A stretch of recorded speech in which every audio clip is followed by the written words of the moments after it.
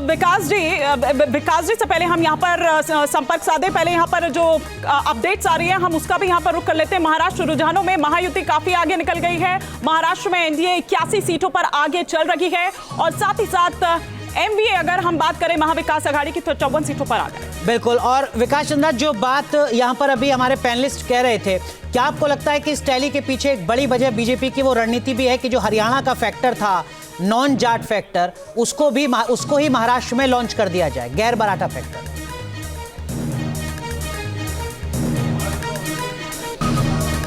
जी बिल्कुल, देखिए बीजेपी ने 2 राज्यों में ये कहें तो एक्सपेरिमेंट किया था, महाराष्ट्र में और हरियाणा में। हरियाणा में गैर जाट की राजनीति और महाराष्ट्र में गैर मराठा की राजनीति। और उसी गैर मराठा की राजनीति का ही नतीजा था कि पहली बार देवेंद्र फडणवीस मुख्यमंत्री बने थे।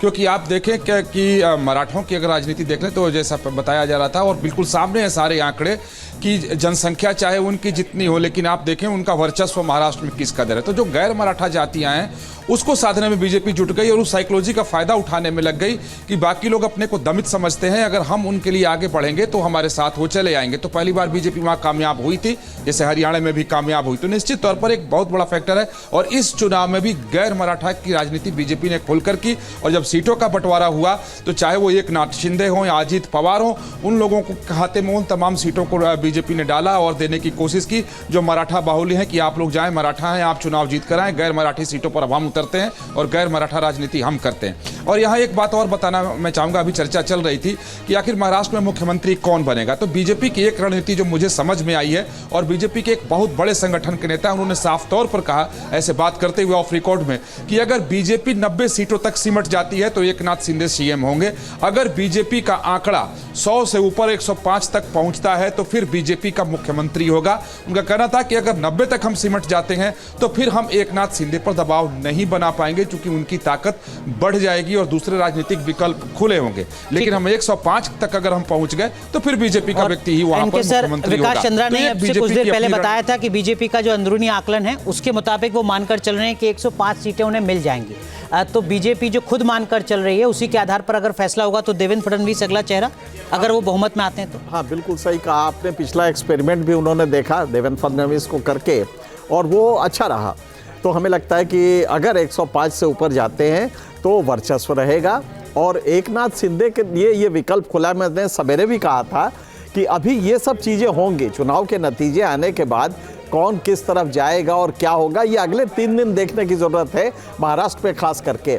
लेकिन एक चीज़ है जो आप लोग कह रहे हैं कि मराठा वर्सेस नॉन मराठा, और उसमें बीजेपी ने नॉन मराठा खास करके बैकवर्ड्स को कंसोलिडेट करने की कोशिश की है।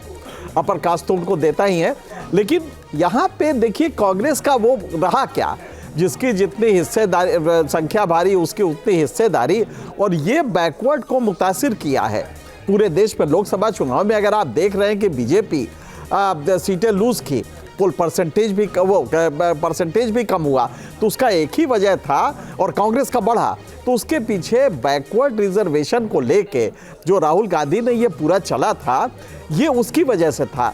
लिहाजा बैकवर्ड वोट के लिए अगर बीजेपी जाती है और मराठा लूज करती है तो इसमें आप मान के चलिए कि ये एक गलत स्ट्रेटजी थी बीजेपी की।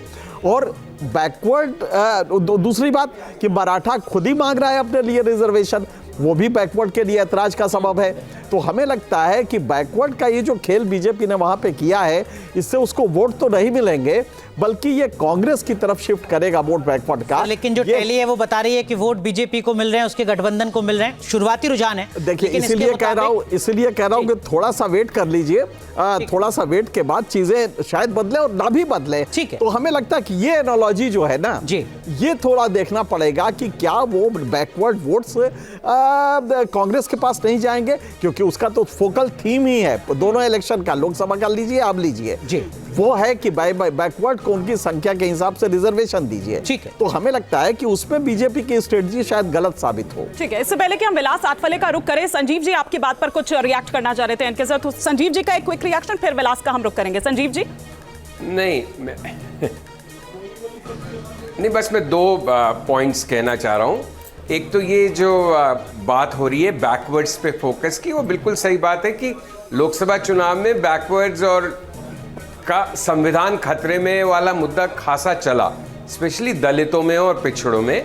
लेकिन संविधान खतरे में है, और संविधान खतरे में का ज़्यादातर लोगों के लिए मतलब यही था कि आरक्षण खतरे में।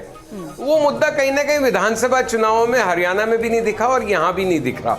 उस तरह से ये मुद्दा नहीं है। वो मुद्दा फुस हो गया कि भाई उनकी मेजॉरिटी नहीं आई, बीजेपी की कोई बदलाव हो नहीं सकता, तो वो रात गई बात गई, जिसकी जितनी हिस्सेदारी वाली बात चल रही है। लेकिन वो मेन मुद्दा आरक्षण था, जिसकी वजह से बीजेपी को नुकसान उठाना पड़ा। दूसरी टिप्पणी में अलग थोड़ी सी बात कहना चाह रहा था कि उद्धव ठाकरे की चूंकि बात हो रही थी, उद्धव ठाकरे की एक जो बड़ी, हम हाइंडसाइट में पीछे मुड़ के रियर व्यू मिरर में देख के कह सकते हैं बड़ी गलती ये रही, खुद चीफ मिनिस्टर बनना। बाला साहब ठाकरे की खास बात क्या थी कि वो किंग मेकर थे, वो दूसरे को अपॉइंट करते थे। मनोहर जोशी को किया, नारायण राणे को किया।